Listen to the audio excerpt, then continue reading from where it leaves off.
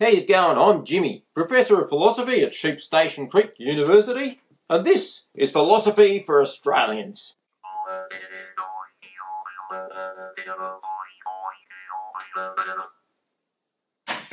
Australians have an unfair reputation for being a bunch of ignorant dickheads with no culture. This is complete bullshit. Not only is our Indigenous culture incredibly rich and ancient, but mainstream Australia too is absolutely chockers with culture. Australia has also brought many inventions to the world, such as the goon bag and the Hills hoist.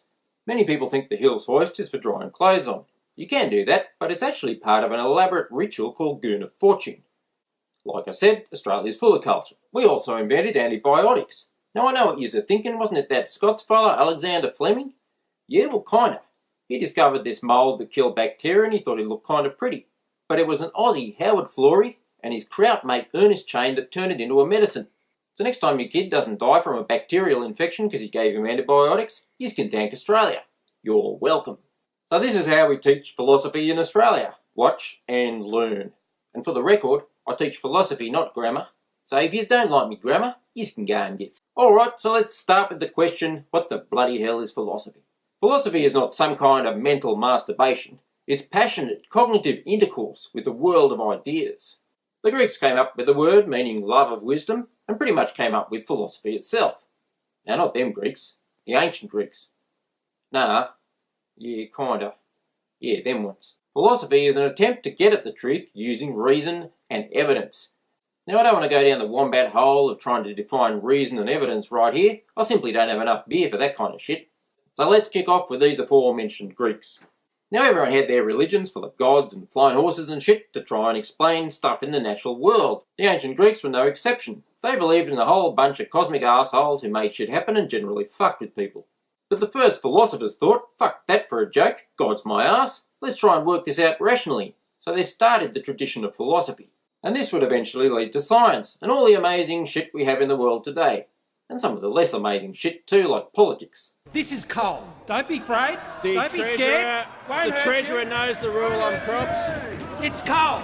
Yeah, thanks for nothing, ancient Greece. The first Greek philosophers were called the presocratics, because they came before Socrates.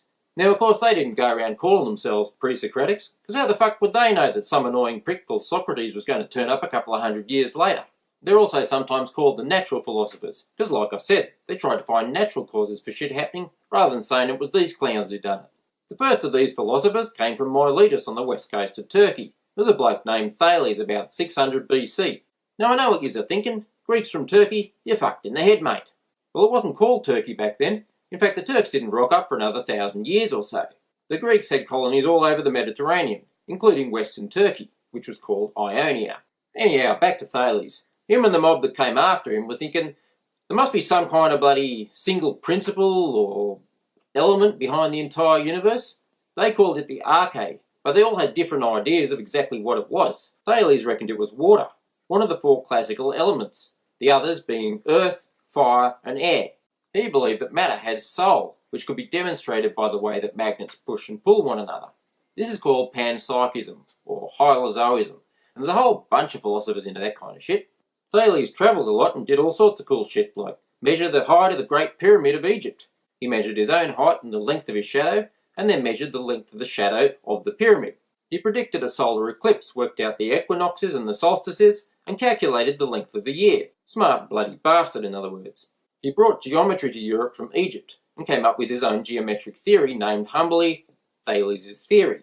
Geometry might sound boring as batshit, but it's bloody useful for building bridges and shit. Coming after Thales were Anaximander and Anaximenes. These blokes were named just to piss off later generations who wanted to study them like ourselves. Bloody pricks.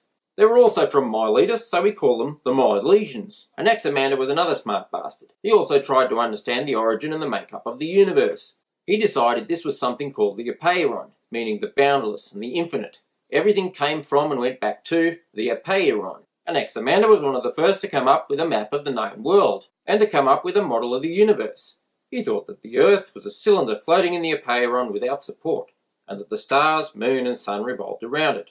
Yeah, not exactly spot on, but bloody good guess considering, and good on him for having a go. He had a theory about the origin of animals, including us clowns, that the first animals were fish in the sea, and that all other animals, including ourselves, came out of those fish and walked onto land. Again, not exactly spot on, but not bad considering he came 2,500 years before Darwin. That's the Pommy Blake Darwin, not the town Darwin. The next of the Milesian trio was the annoyingly named Anaximenes, and he was also like, oh, must be some bloody original principle or some shit behind the universe. Thales has got water. I'll go with air. According to Anaximenes, air condenses to form water and then earth, and expands to form fire. He even had an experiment to prove it, and you can try if you want. Purse your lips and blow on the back of your hand. The air's cold. Relax and breathe. And it's warm.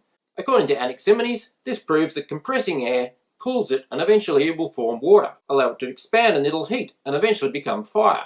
Of course, this is complete bullshit and you look like tosspots doing it, but you can see the emergence of the scientific method, so good on him for having a go. Well, I've got a shit ton more of presocratics to get through, and I've run out of beer, so you'll have to tune in next time. You'll probably forget everything that I just said, so here's the highlights. Philosophy began when people started using their heads instead of believing in bullshit. Thales kicks it off by saying water is the primary element from which all other things come, and he brought geometry to the Greek world. Anaximander said, nah, it's the apeiron behind everything. He had a model of the cosmos, a map of the world, and a weird-ass theory of evolution. Anaximenes comes along and says, I'll go with air as the primary element. Everything comes from the compression and expansion of air. Thanks for watching. I've got to go and get some more beer. Oh yeah, and don't forget to subscribe and share and all that shit. Where's it? Bloody Jesus. Oh, here we go.